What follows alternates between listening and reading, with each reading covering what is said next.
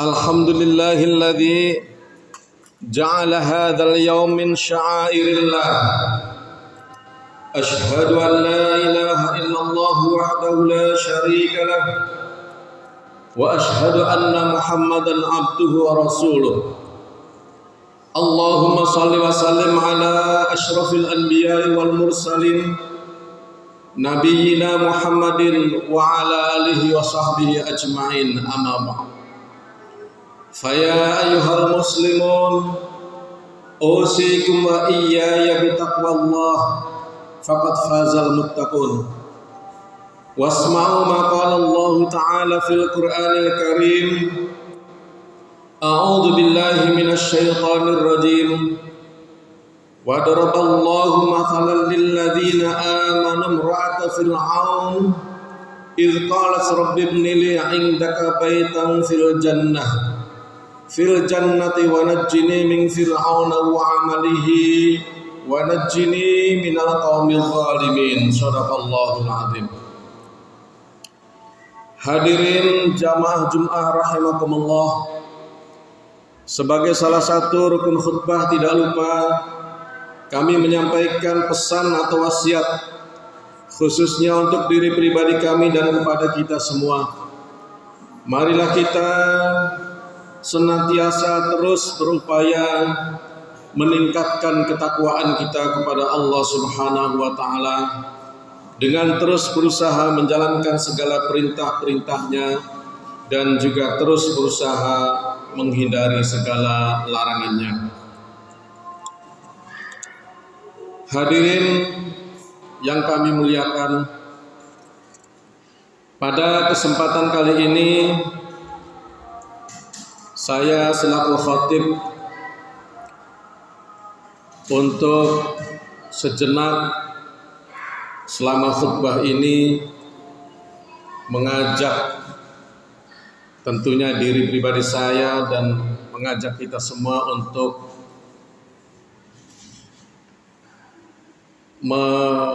melepaskan pikiran-pikiran yang berkaitan dengan duniawiyah. Kita lupakan dulu pekerjaan-pekerjaan kita, kesibukan-kesibukan kita, sebagaimana yang sering kita lakukan dalam setiap harinya mungkin berbeda-beda satu sama lain. Ada yang menjadi PNS,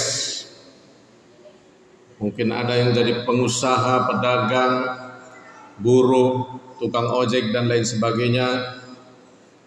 Maka kita lupakan dulu semua. Mari kita bertafakkur, memikirkan kira-kira bekal apa yang harus kita siapkan untuk akhirat kelak. Karena siapapun kita, apakah kita orang besar, orang sedang, orang kecil, toh ujung-ujungnya inna lillahi wa inna ilaihi raji'un. Semua kita berasal dari Allah dan kita akan kembali kepadanya. Kullu nafsin za'iqatul maut. Setiap jiwa, setiap nyawa pasti ada saatnya akan wafat, akan meninggal, akan mati. Dan kematian adalah sebuah kenyataan. Sebagai seorang muslim, kita punya keyakinan bahwa justru kematian itu adalah pintu awal memasuki kehidupan yang sesungguhnya. Itulah sebabnya sangat penting kita untuk menyiapkannya. Sampai-sampai Rasulullah, kalau ada di antara kita yang banyak memikirkan kematian, kemudian menyiapkan untuk bekal kematian itu, kata Nabi, itulah orang cerdas yang sesungguhnya. Karena orang seperti itu mengetahui tujuan hidup yang sesungguhnya. Dan salah satu harapan kita tentunya, ya mungkin memang kalau niatnya itu kan ada yang menyebut berlevel-level. Kita beribadah ini ada yang niat mungkin mencari ridho Allah, ingin mendapatkan rahmat Allah. Mungkin ada juga yang ingin mencari surga Allah. Tapi apapun kalimatnya, tentunya di akhirat setelah meninggal, sebagaimana banyak bertebaran ayat dalam Al-Quran, kita nanti menempati dua tempat besar antara surga dan neraka. Dan tentunya kita berharap kita semua bisa memasuki surga Allah. Amin ya rabbal alamin. Mungkin surga itu kita dapatkan berkat ridha Allah, berkat rahmat Allah ya. Yang pasti itu adalah hak prerogatif Allah. Bisa saja asal muasalnya adalah dari amal kita. Tetapi sebesar apapun amal kita, kalau Allah tidak memberi rahmat, tidak memberikan ridhonya dan tidak memberikan surganya, kita juga berat untuk dapat.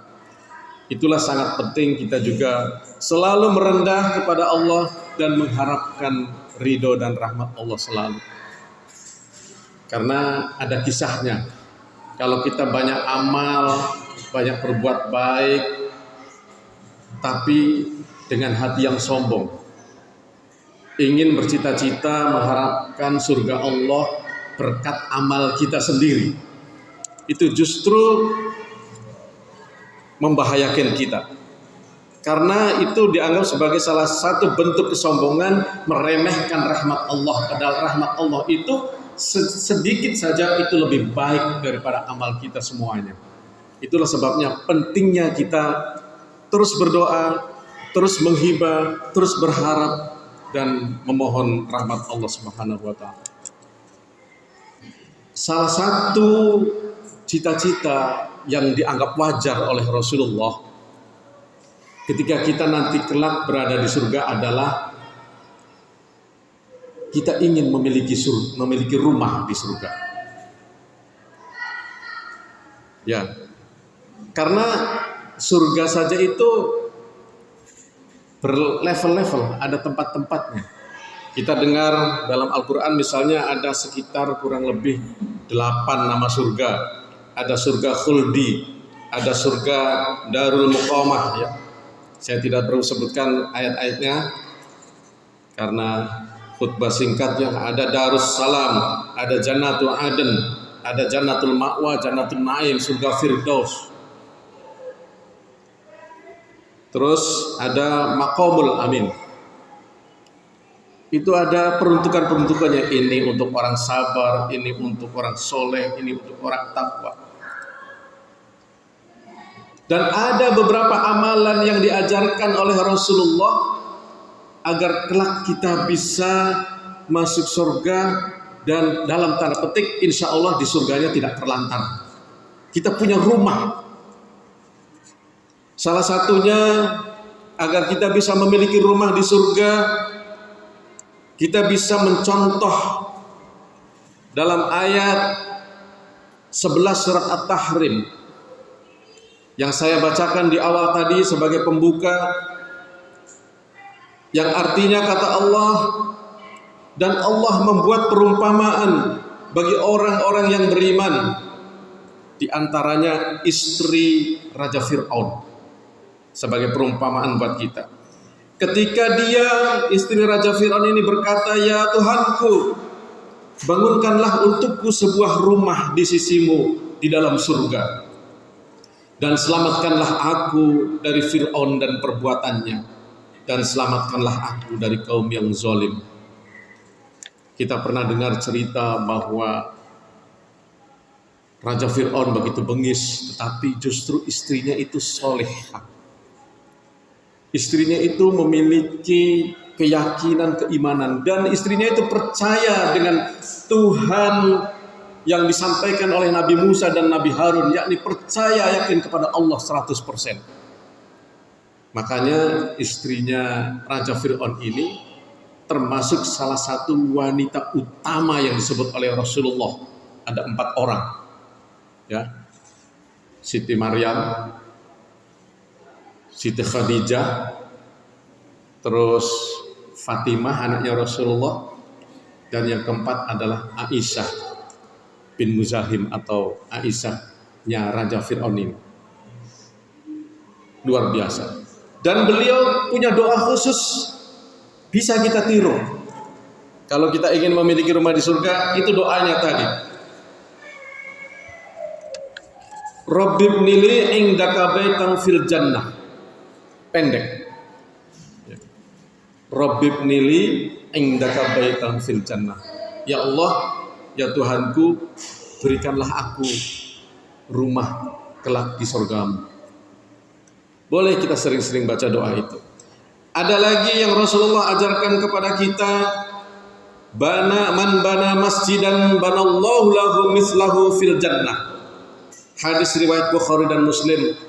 Barang siapa yang rajin menyumbang pembangunan masjid, atau kalau ada yang kaya tanahnya diserahkan untuk pembangunan masjid, atau kalau ada lagi yang lebih kaya lagi, sudah tanahnya dibangun masjid, masjidnya dia bangun sendiri dan orang semua sholat di situ. Ya kalau mungkin yang kelas saya atau kebanyakan kita sumbang di mana masjid-masjid yang terutama yang sering kita sholat berjamaah di situ. Misalnya di lingkungan sekitar sini, sumbanglah masjid kita yang terdekat. Ya masih ada kelebihan, setiap sholat di masjid lain kita sumbang. Insya Allah itu juga menjadi perantara, menjadi penyebab akan dibangunkan rumah di dalam surga oleh Allah. Yang ketiga, ada amalan khusus. Ini ringan.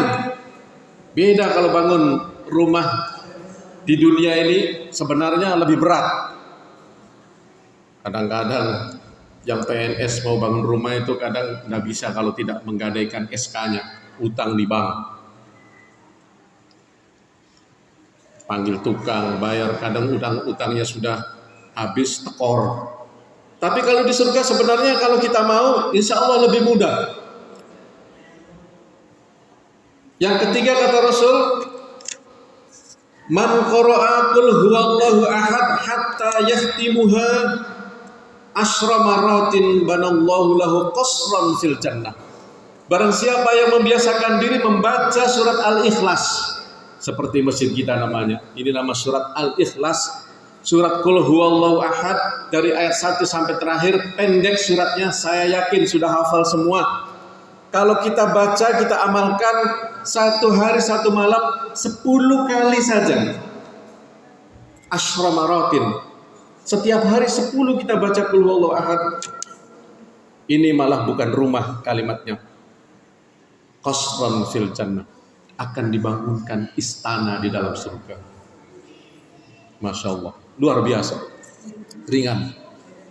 Saya ajarkan anak saya biasa paling ringan kalau mau tidur itu kan baca doa. Kulhunya 10 kali aja. Kan biasa ada yang mengajarkan baca doa sebelum tidur itu di samping Bismika Allahumma ahya wa bismika amutu tambah kulhu 1 kali, falak 1 kali, qul a'udzu birabbinas 1 kali. Saya kasih tahu anakku kulhunya 10 kali, boleh falaknya 1 kali, anasnya 1 kali. Ada hadisnya. Hadisnya ini diriwayatkan oleh Imam Ahmad. Kemudian berikutnya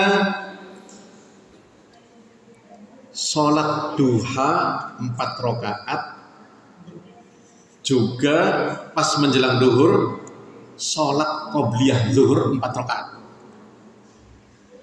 Jadi pada waktu duha kita sholat duha 4 rakaat, menjelang zuhur, menjelang sholat duhur qobliyah 4 rakaat. Man sholat duha arba'an wa qoblal ula arba'an bunya lahu biha baitun fil jannah, kata Rasul. Akan dibangunkan surga, rumah di dalam surga. Kemudian yang terakhir yang saya sampaikan dalam khutbah ini, kata Nabi di dalam salah satu hadis riwayat Abu Daud, ana zaimun bi baitin fi robadil jannah liman tarakal mira'a wa in kana muhiqqan. Aku akan menjamin rumah di tepi surga bagi seseorang yang meninggalkan perdebatan meskipun ia benar. Ini luar biasa maknanya, dalam sekali. Kadang kita bermusyawarah, mungkin dalam keluarga dengan anak istri, di dalam kantor dengan teman sekantor, di RT, rapat RT, kadang muncul perdebatan. Dan di situ kadang muncul egoisme, sama-sama ngotot. Nah, kata Nabi, nanti yang meredam, yang tidak ngotot, berhentilah. Demi kedamaian, demi persaudaraan, demi persatuan orang-orang yang suka mengalah meskipun dia benar, kata Nabi. Tapi kalau misalnya sama-sama ngotot, diadu, sama dengan suami dan istri. Kalau orang tua kita bilang, kalau suaminya jadi api, istrinya usahakan jadi air. Sebaliknya, ketika istri saya lagi jengkel, istri kita lagi jengkel, marah jadi api, jadilah kita air, agar kita tenang, harmonis, damai. Orang-orang yang seperti ini insya Allah akan dibangunkan rumah di dalam surga. Inilah beberapa amalan yang mudah-mudahan kita bisa mengamalkan. Salah satunya saja insya Allah kita akan memperoleh apa yang dijanjikan oleh Rasulullah di dalam hadis-hadisnya ini. Barakallahu li wa lakum fil Qur'anil azim wa nafa'ani wa iyyakum bima fihi minal ayati wal dzikril hakim wa taqabbal minni wa minkum tilawatahu innahu huwas samiul basir.